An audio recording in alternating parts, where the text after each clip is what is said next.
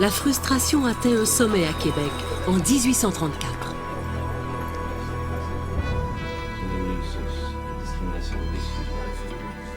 Les députés patriotes ne parviennent toujours pas à se faire entendre.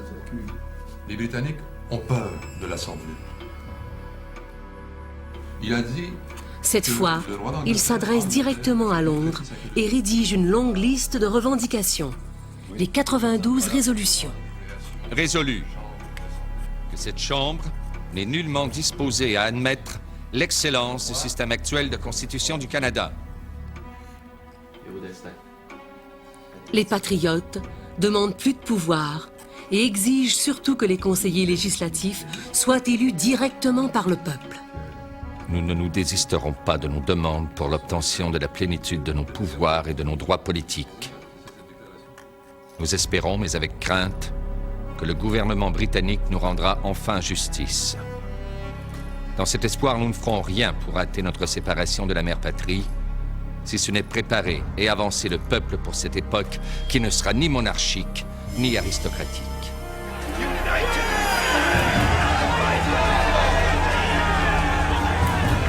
Le parti anglais est furieux.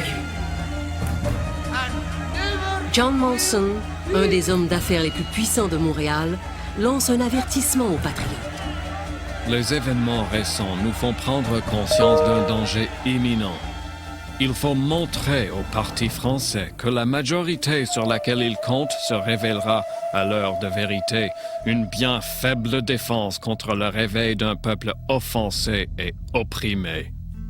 La femme de Louis-Joseph Papineau, Julie, passe de longs mois à Montréal pendant que son mari participe aux travaux parlementaires à Québec.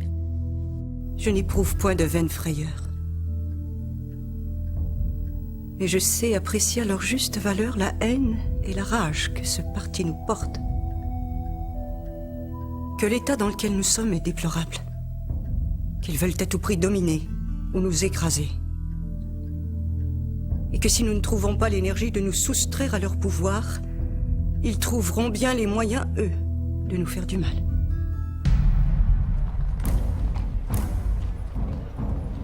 La discorde règne aussi dans le Haut-Canada.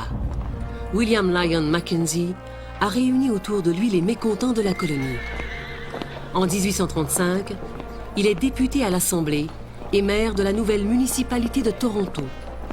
La population de la ville a doublé en 2 ans et dépasse 9000 habitants.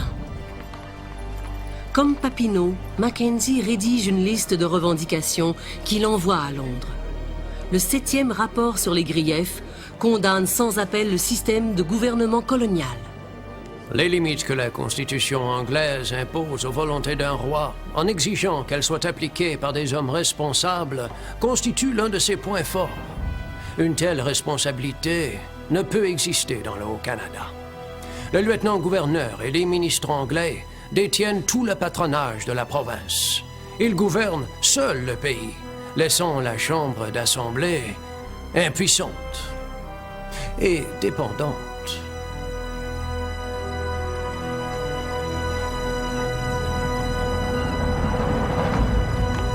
À Halifax, la tension monte.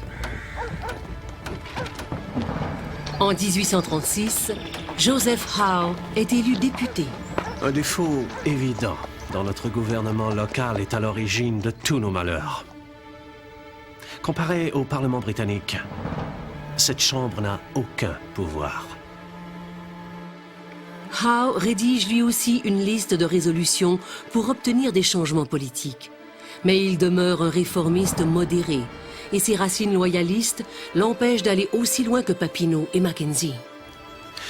Je sais que j'entendrai des cris de républicanisme et de danger pour la Constitution. Mais l'idée de républicanisme, d'indépendance, de rupture avec la mère patrie ne m'a jamais effleuré l'esprit. C'est en sujet britannique que je veux vivre et mourir. À Londres, le bureau du secrétaire aux colonies croule sous les demandes des réformistes. Après 3 ans de réflexion, les dirigeants de l'Empire refusent tout changement et rejettent les 92 résolutions. Ils sont convaincus que le Canada cesserait d'être une colonie s'ils approuvaient les demandes des réformistes.